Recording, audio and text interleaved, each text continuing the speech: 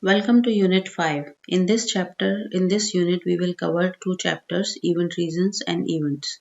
In order to see the event reasons, we have to go to Manage Org, Pay and Job Structure.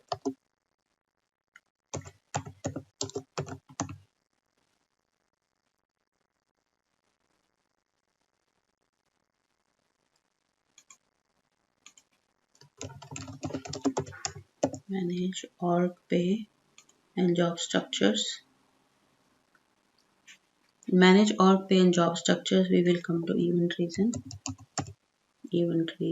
and we will see transfer event, TRANSFER, transfer event reason. So you can see this has got a event reason ID, event reason name, description, status, event, employee status, follow-up activity in position, payroll event, display in internal job history portlet. So let's look at these fields here.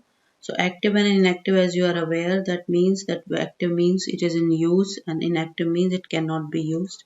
Event is basically, this is SAP delivered. We are not supposed to create these events on our own. So you can choose any event here. So since it is a transfer, so it belongs to a transfer event reason. Employee status. Employee status, you can choose any of the statuses here, like active, discarded, dormant, furlough, paid leave, reported, no show, retired, suspended, terminated. Here we are not selecting any because this will flow from the previous event reason. So I can also select it active here and I can save this record.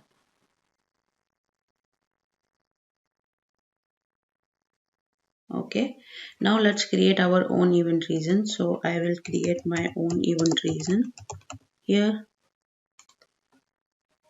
So from 01011900, I will give event reason name ID as 9999, TRANSFER, transfer.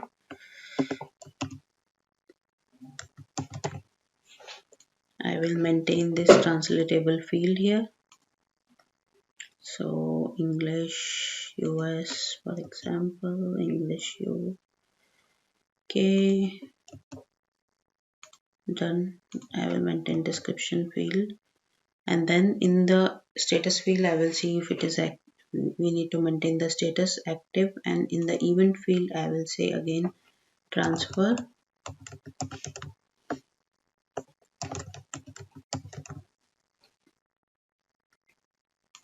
Employee status I will say active, or you can leave it blank as it will carry forward the status from the previous value.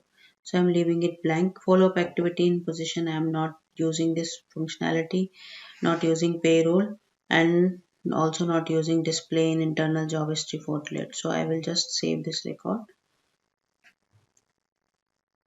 Now I will create one more event reason.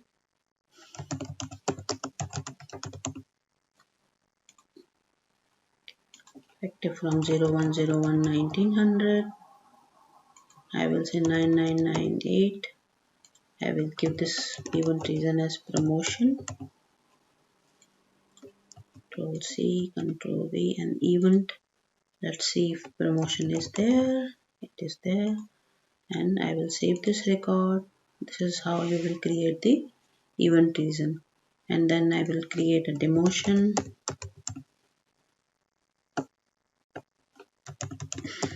Event reason 01011900. I will create demotion 9997. Demotion.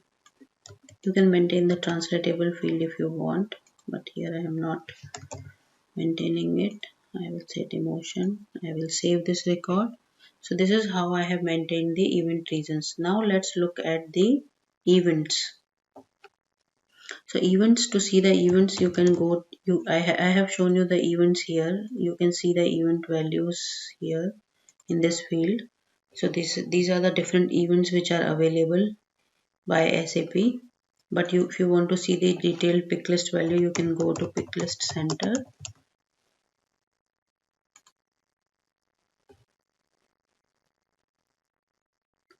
In Picklist Center you can type event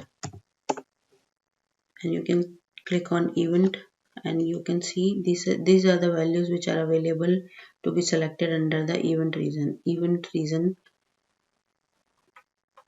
object. So you can see that there are demotion available, data change, transfer, suspension, termination, return to work, etc. is available here. So let's create one more event reason called termination and one higher event.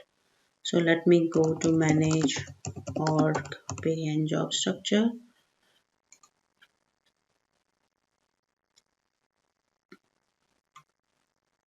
I will say create new. I will say event reason 01011900. I will create 9991. I will say higher and event as higher here. I will say in fact new hire. Okay, employee status, here you have to define the employee status as active. I will say save. And one more event reason I will define it.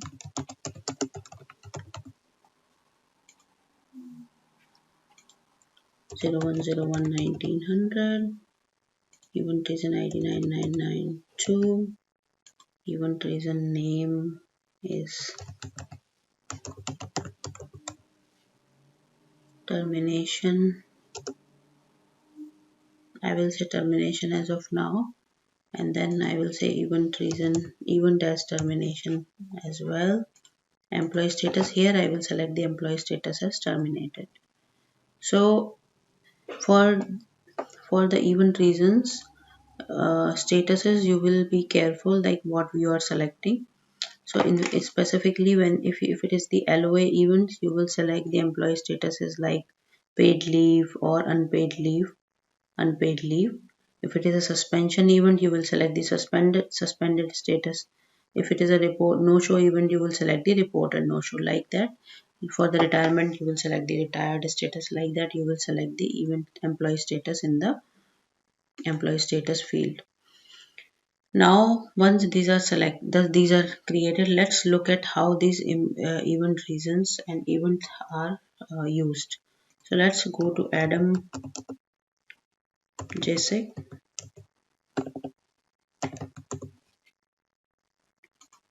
So I would like to see what events are maintained for him. So these event and event reasons are maintained in the job information and compensation information. So I will directly go to the employment section here. So I will click on the history icon, and here you can see this is where it is maintained. So if you see this particular field, event hire and new hire is maintained here. So event reason new hire is maintained here. So this is how you can see what event and event reasons is maintained for a particular transaction.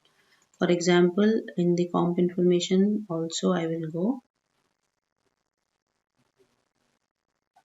and I will check what is the, so in the compensation information it is maintained as other adjustment. So this is maintained as pay rate change and other adjustment. This is the event reason which is maintained here. So likewise you can see what event and event reasons are maintained for the different employee. This is a demo system, so there could be some mismatches, but usually if there is a compensation information event which is created, the corresponding job information is also required. If it is not a if it is not only a pay rate change, then corresponding job information event is required. So when you make the changes here, you say change job and compensation information. Either you can select the job information or you can select the comp information to make the individual changes to the compensation and job information. But if you want to make changes to both, you have to select both and then select the date. And when you select the date, it will open up the screen where you will maintain the, so because I selected the comp information first, so let's select the job information and then comp information. So it is asking me when would you like to your changes to take effect. I said April 28. So it is not giving me the option to maintain the event and event reason here because it is system driven, because it is derived by the system. So if I make any changes here, for example, if I make any changes to his full-time employee as say no, and I say save,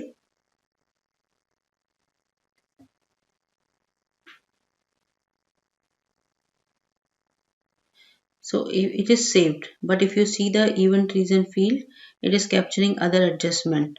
So other adjustment is something this is configured by the system automatically. We will come to that, how these event and event reasons, we have not specified event and event reasons here, but this is automatically captured by the system because I don't think pay rate change is the valid event reason for this. So I would like to make the changes to this event reason derivation rule, and we will see that in the upcoming chapters. So maybe in the unit 6 or 7 we will see how the event reasons are derived and what configuration are required for that, how to configure the business rules for event reason derivations. So now with this other adjustment I will just delete this because I am not very happy with the kind of event reason it has picked up. So we will create our own event reason derivation rules and we will see how this works.